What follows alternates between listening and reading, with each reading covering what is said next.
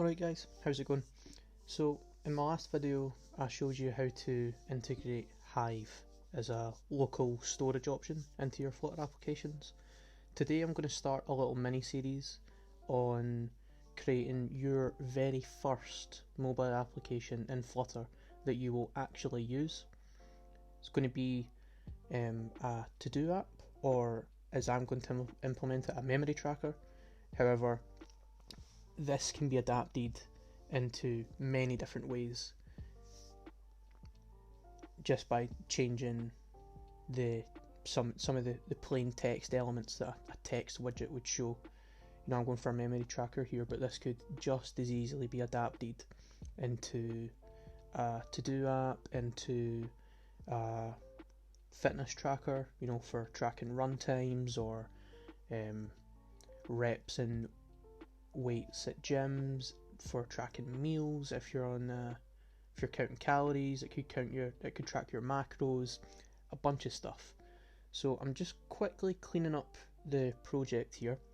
As you could see from the start of the video, this is a brand new project. This is the default app that Flutter gives you, and I'm just removing some comments. I've imported all of the packages that we're going to need. You can, if you missed those, feel free to go back and rewind and then come right back. This is going to be a two-part series, and by the end of it you will genuinely have your first Flutter application.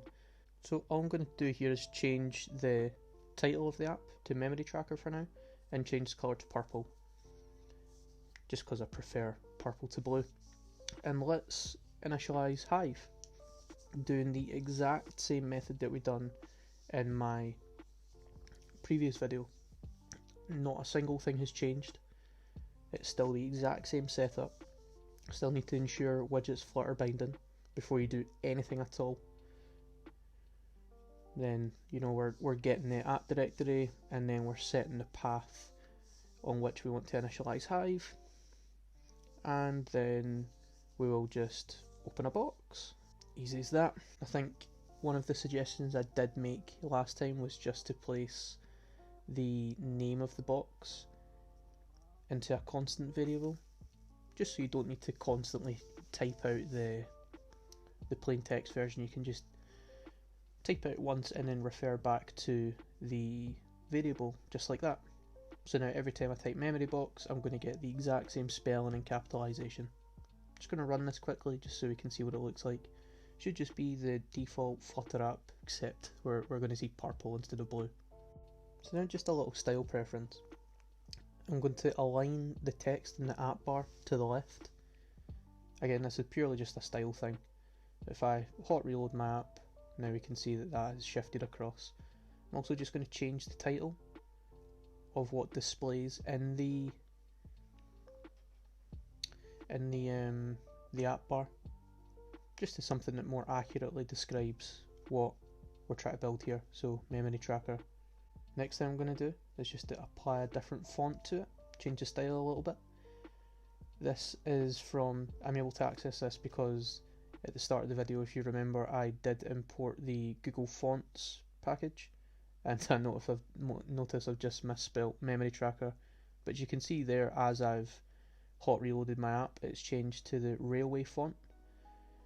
I would say either this or Lato are the two choices that I would typically go with in Google Fonts. As you can see here, within the brackets, I have access to a bunch of different style features that I can apply to my text. I'd rather not have my app bar have a font of 50, so we'll just take that back and we'll keep it the default. The default's fine. So what I'm going to do here is I've got a centered widget, which is brilliant. It's exactly what I want. I want everything that I create here to be shown in the center, and then that has a child of a column, which is also great. I don't need to remove that because it's an easy way to house a load of widgets that stack vertically. So all I'm going to do actually is just get rid of the two text elements that currently contain the you have pushed this button this many times with the counter, and just replace that with this widget that's called build list. Now, I haven't created this widget yet, however that's what it will be called, and I am going to create this widget outside of the build function, just as I done last time.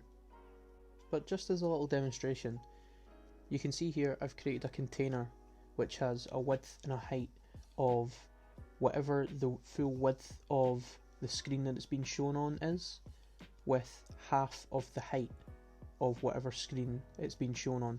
And I'll set that the background colour to that of red, or rather I've just set the entire colour of that to red. I'm going to place a little text widget above it, apply some styling to it, and that's just going to say memories, and this is going to be the title that sits above the list that we're going to build here in a little second.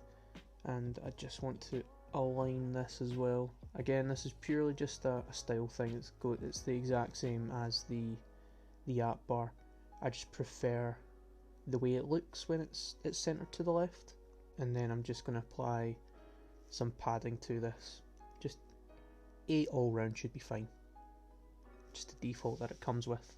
And I'll do the same to the container, and then everything is aligned nicely. Currently all we have is this red container that's half the size of the height of the device, and it's the entire width of the screen. So I'm just going to apply a child widget to that. Now obviously build list is not a widget within Flutter, it's going to be this custom one that I'm going to create outside the build function. And I did mention in my previous video that I prefer building my UIs this way. I don't like the build function to be overly crowded, because if something does go wrong, say for instance I'm trying to set this container to be colors.yellow, so you can see it correctly updates when I hot reload the app. However, if something was going wrong there, maybe that showed as green, I can easily find the widget in question. You can see here I'm just changing the colour a bunch of times from outside of the build function, and it's then calling, because this widget I'm creating is present within the build function. That's then going to update within the app.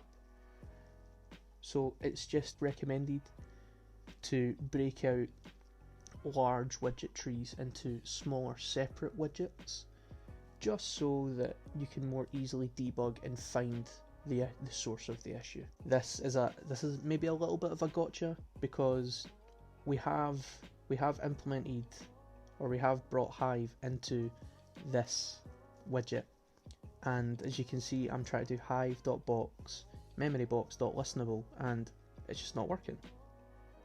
But we have Hive in this Dart class, so why isn't this Hive extension method working? See if you guys can figure it out. Think back to the packages that we imported, and it's finally clicked for me that listenable, although is a extension method for Hive, it's actually an extension method that's available within Hive_Flutter, and that is one of the packages that we did bring into this project. That's because Hive can actually run entirely separately from Flutter. It's written in pure Dart, but it doesn't necessarily need to be, it can be used outside of Flutter, I believe. I haven't personally implemented it in anything outside of Flutter, but I think according to their docs that is true. However, that .listenable is an extension method within the Flutter flavour of Hive, if you like.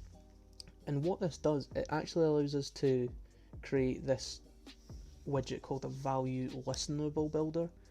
All that essentially means is that if we supply it a listener, we can then build something around that. In this case, we're going to build a list view around that. All that essentially means is that we supply something, a source, that this value listenable builder widget is going to constantly listen to or look at, and anytime anything in that source changes, it's going to rebuild this widget. And because this widget is outside of the build function, it's only going to rebuild this specific part of the application. Now, why is that a good thing? Because if this was just baked into the build widget as above, and I wasn't accessing this through this build list widget that I'm creating here, this value listenable builder would then rebuild the entire page. Now, that probably won't affect things too much in this small application here.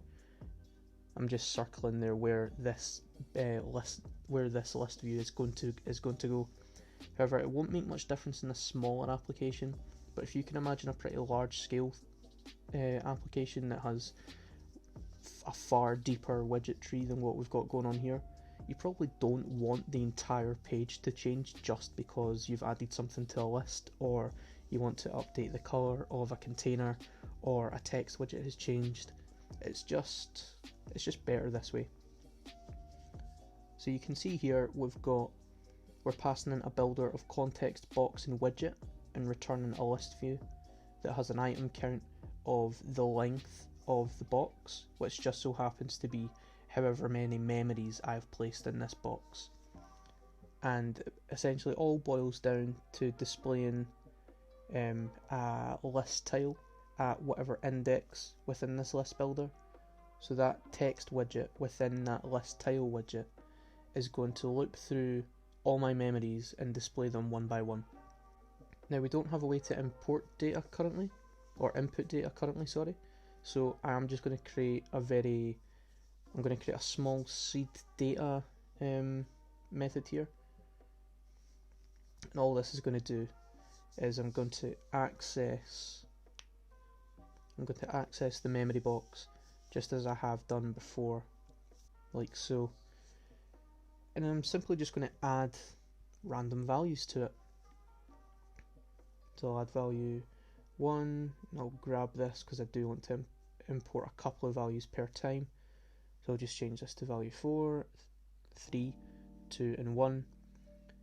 Now all I need to do is place this function somewhere in the application that it will call that function and add these 4 values to it, and we should hopefully see those appear in the list view.